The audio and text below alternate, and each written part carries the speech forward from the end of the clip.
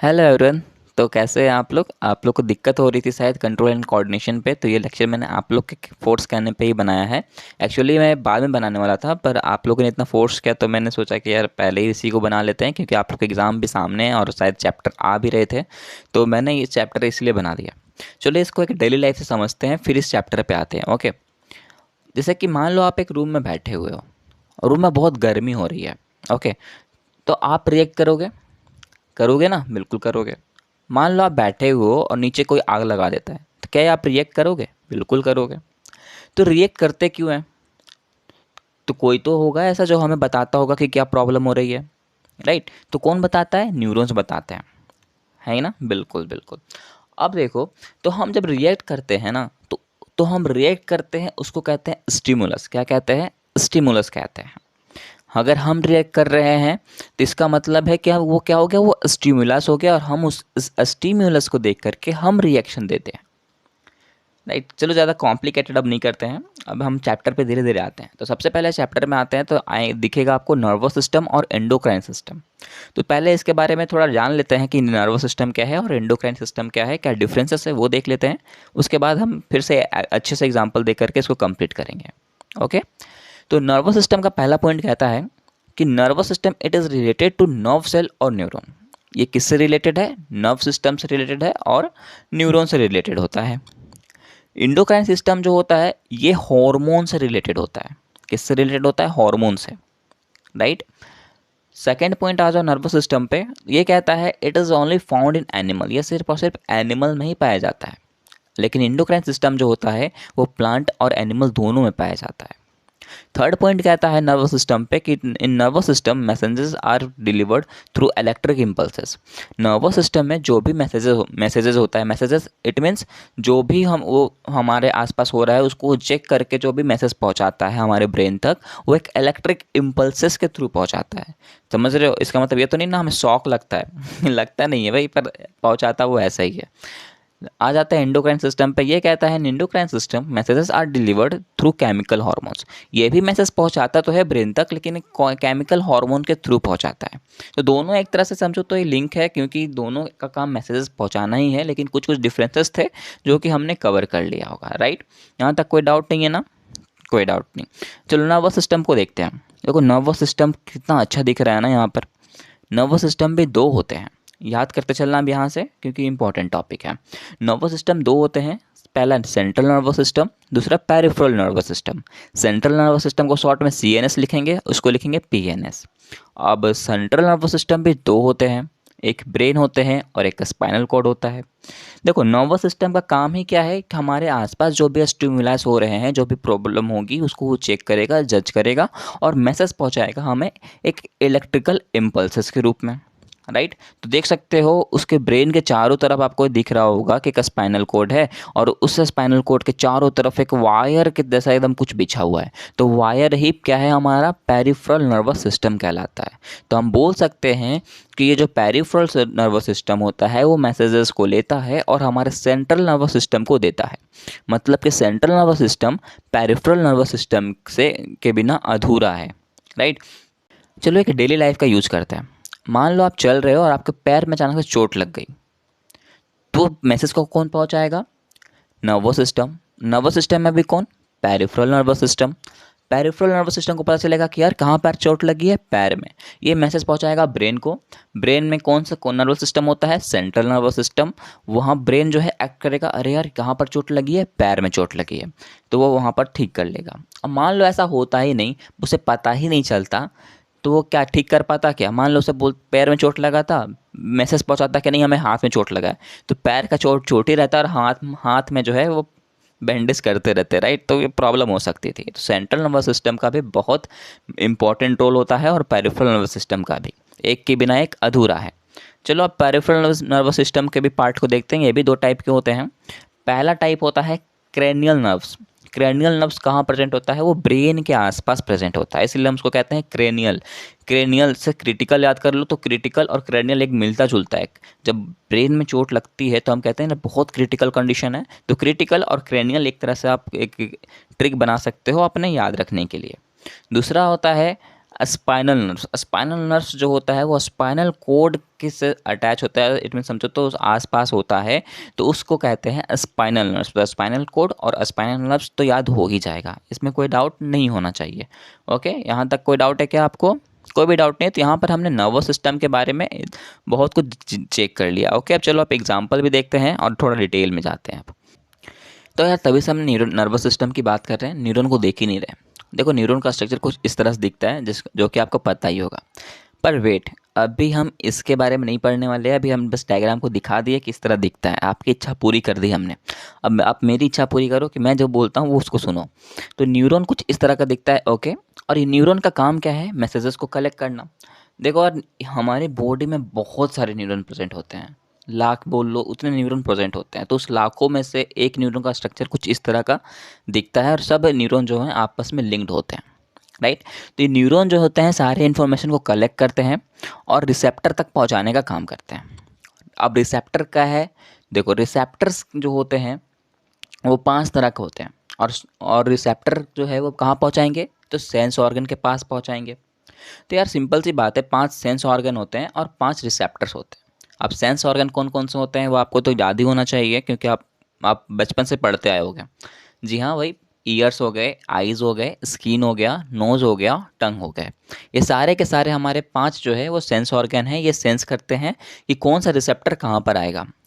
Year में होते हैं फोनो रिसेप्टर्स, जैसे कि हम कुछ साउंड को सुन सकते हैं। आइज़ में होते हैं फोटो रिसेप्टर, जब हम किसी लाइट को रिसीव करते हैं।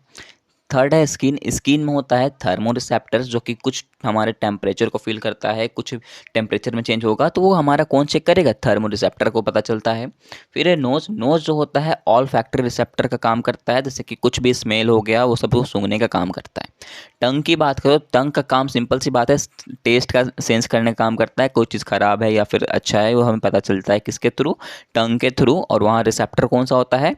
गैस्टरी रिसेप्टर होता है। तो ये सारे 5 रिसेप्टर्स हैं जिसके थ्रू हमारा जो न्यूरॉन्स होते हैं वो मैसेज पहुंचाने का काम करते हैं ब्रेन को या फिर स्पाइनल कॉर्ड को। ओके, अब एक यहाँ पर आपको एग्जांपल देता हूँ, आप मेरे को आंसर बताना। मान लो आपने कुछ गलत काम किया और आपके पापा ने आपको बहुत ठोका, बहुत ठोका। तो यार अब बताओ, उस जो आपको दर्द हुआ, वो दर्द पता तो चला आपको ब्रेन को, राइट? पता चला ना ब्रेन को। तो पहुंचाने का काम किसने किया होगा? वो मैसेज को किसने पहुंचाया होगा? इसमें से 4-5 रिसेप्टर हमने पढ़ा, तो उस पांचों रिसेप्टर में से कौन सा रिसेप्टर ऐसा है जिसको पता चला होगा कि हाँ आज आपके पापा ने आपको कूट दिया है? तो देखो सिंपल सी बात है, थर्मो रिसेप्टर्स, राइट। स्किन को पता चला, हमारे स्किन को, कि भाई हमें यहाँ दर्द हो रहा है, आज बहुत मार खाए हैं पापा से, राइट। तो ये चीज़ हमें यहाँ से पता चल गया होगा। अब मैं बोलूँगा यार आप खा रहे हो, खाते खाते आपने जीभ चबा दिया, तो कौन सा रिसेप्टर का काम करेगा? राइट, टंग काम करेगा वहाँ पर। तो वो मैसेज पहुँचाएगा न्यूरॉन को, न्यूरॉन को फिर पहुँचाना शुरू करेंगे नर्व सेल्स को, है ना? इस तरह से वो मैसेज को पहुँचा देगा। तो यहाँ तक आपको कोई दिक्कत नहीं होगी, राइट। अब टाइप ऑफ न्यूरॉन पे चलते हैं। 3 तरह के न्यूरॉन होते हैं। पहला है सेंसरी न्यूरॉन, दूसरा इंटर न्यूरॉन्स, तीसरा मोटर न्यूरॉन्स। सेंसरी न्यूरॉन का काम ही समझ में आ रहा होगा, ये सेंस करेगा कि क्या हो रहा है आपस में, और वो मैसेज कहाँ पहुँचाएगा? कंट्रोल सेंट्रल नर्वस सिस्टम को दे देगा, राइट। उसके बाद है इंटर न्यूरॉन्स। इंटर न्यूरॉन्स जो कहने का मतलब है, ये न्यूरॉन्स जो होते हैं वो मोटार न्यूरॉन से कनेक्टेड होते हैं, और मोटार न्यूरॉन से कनेक्टेड होते हैं, साथ ही साथ ये इन्फॉर्मेशन पहुंचाते हैं सेंसरी न्यूरॉन्स को। उसके बाद है मोटार न्यूरॉन।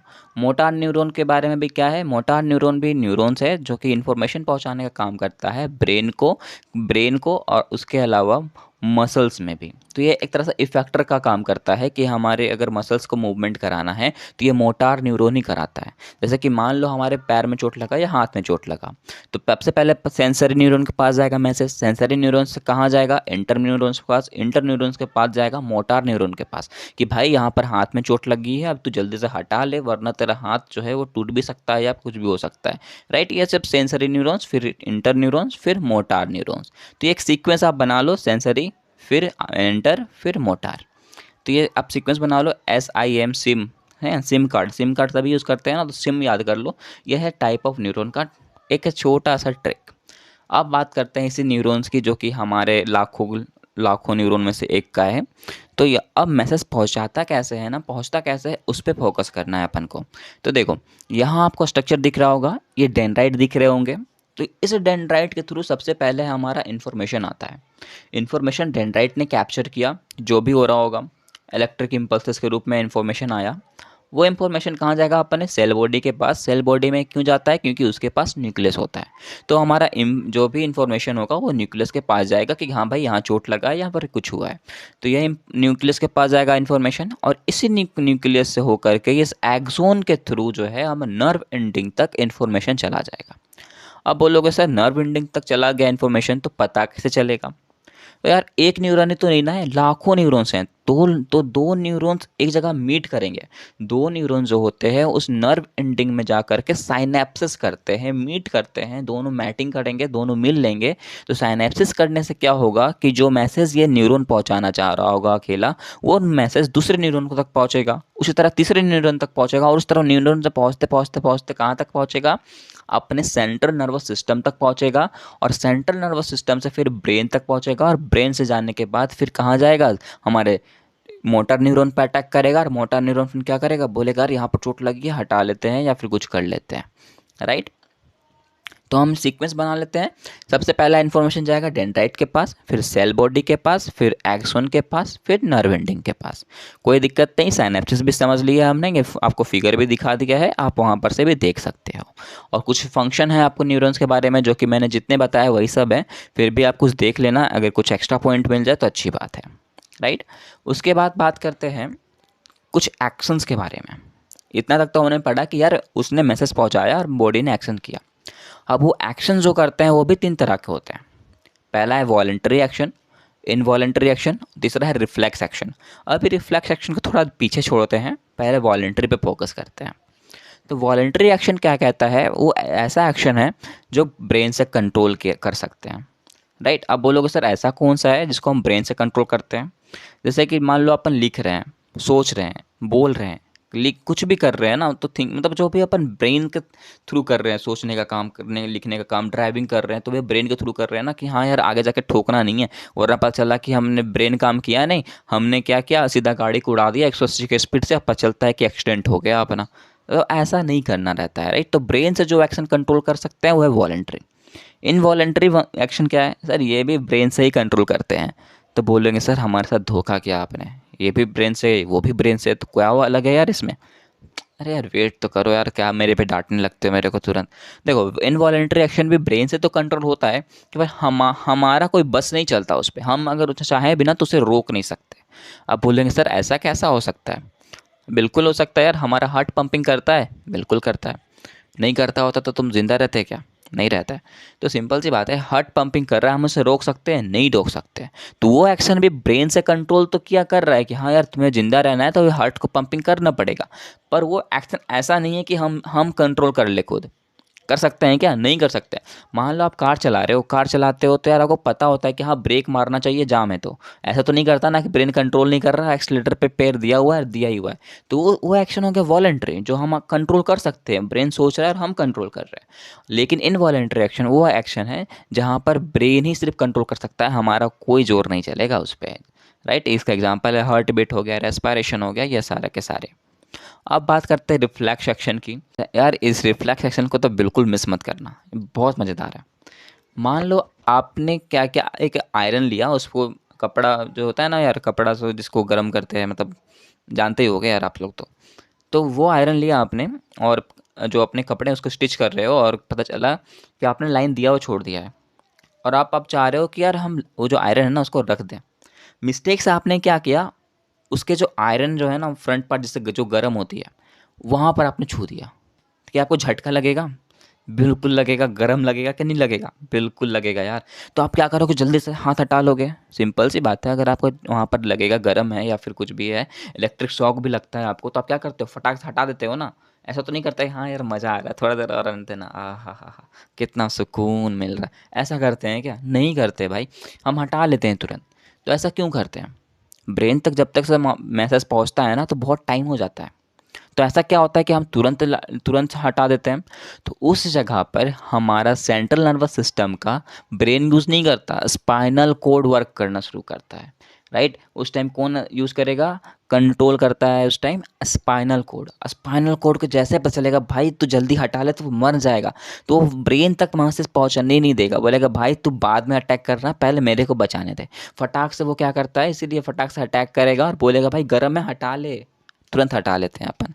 वरना अगर मान के चलो पहले वो सेंस करता, फिर सेंस करने के बाद वो जाता इंटर पे, फिर मोटार पे, उसके बाद जाता वो पेरिफेरल पे, उसके बाद जाता वो नर्वस पे, तब तक तो यार कांड हो चुका रहता, हाथ जल चुका रहता उसका। तो उस टाइम पे क्या एक्ट करता है, देखता है यार जब तुम बहुत लेट करोगे तो स्पाइनल कॉर्ड एक्ट करता है और बोलता है भाई जल्दी से हटा लेते हैं वरना ये बेचारा मर जाएगा। तो वह क्या करता है, तुरंत हटा लेता है, राइट। उसी एक्शन को कहते हैं रिफ्लेक्स एक्शन, या कि तुरंत किया हमने, तुरंत छुआ और तुरंत से हमने रिफ्लेक्स कर लिया, तुरंत हमने हटा दिया हाथ, उसी को कहते हैं रिफ्लेक्स एक्शन। ओके। एक टॉपिक है आपका रिफ्लेक्स आर्क। रिफ्लेक्स आर्क का डेफिनेशन कहता है the pathway through which nerve impulses pass during reflex action is called reflex arc. यार यहाँ पर भी कोई डाउट नहीं होना चाहिए, चलो एक बार सीक्वेंस बना लेते हैं इस रिफ्लेक्स आर्क का। ओके। अब देखो हमने क्या किया था, एक आयरन लिया था, वो गर्म था, राइट। तो वो हमने क्या किया, छुआ उसे। किसने छुआ, हाथ ने छुआ। रिसेप्टर का काम क्या है, कौन सा रिसेप्टर आएगा, स्किन रिसेप्टर लगेगा, बिल्कुल कोई डाउट नहीं यहाँ पर।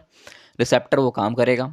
रिसेप्टर करने के बाद कहाँ जाएगा, सेंसरी नर्वस सिस्टम के पास, सेंसरी न्यूरॉन के पास, सेंसरी न्यूरॉन के पास फिर कहाँ जाएगा, सीएनएस के पास, it means central nervous system के पास। सेंट्रल नर्वस सिस्टम में भी कौन सा जाएगा, तो वो जाएगा स्पाइनल कॉर्ड के पास, क्योंकि यार जल्दी से उससे अटैक करना है, उसे मरने नहीं देना। उसके बाद जाएगा सीधा कहाँ पर, मोटार न्यूरॉन के पास।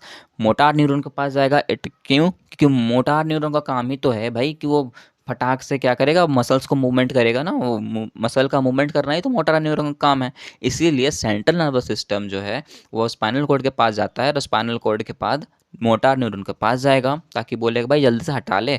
और मसल जब हटाएगा तो उसको कहते हैं इफेक्टर्स, और मसल्स जब हटा लेता है पूरा अच्छे से तो उसको कहते हैं रिस्पॉन्स। तो इस तरह से हमारा रिफ्लेक्स आर्क बनता है, जो कि मैंने पहले ही बताया, कुछ भी नहीं था। पहले हीट होगा, हीट पता चलेगा रिसेप्टर को, उसमें भी रिसेप्टर फिर कहाँ जाएगा, सेंसरी न्यूरॉन के पास, फिर सीएनएस, उसमें भी एक स्पाइनल कोड, स्पाइनल कोड के बाद मोटार न्यूरॉन, फिर इफेक्टर्स, फिर रिस्पॉन्स। तो इस तरह का हमारा यहाँ तक का जो चैप्टर था उसका हमने फर्स्ट पार्ट कंप्लीट कर लिया है। आई थिंक आपको मज़ेदार ही लग रहा होगा ये चैप्टर, क्योंकि मैंने जब अभी तक ज़्यादा कोई कन्फ्यूज़न दिया नहीं है यार आपको, तो इस तरह से आपको नर्वस सिस्टम तो क्लियर हो गया होगा, राइट। तो वेट करो, पार्ट 2 लेक्चर भी आने वाला है अपना, और इसी तरह मज़ेदार से समझेंगे हम। Okay, thank you.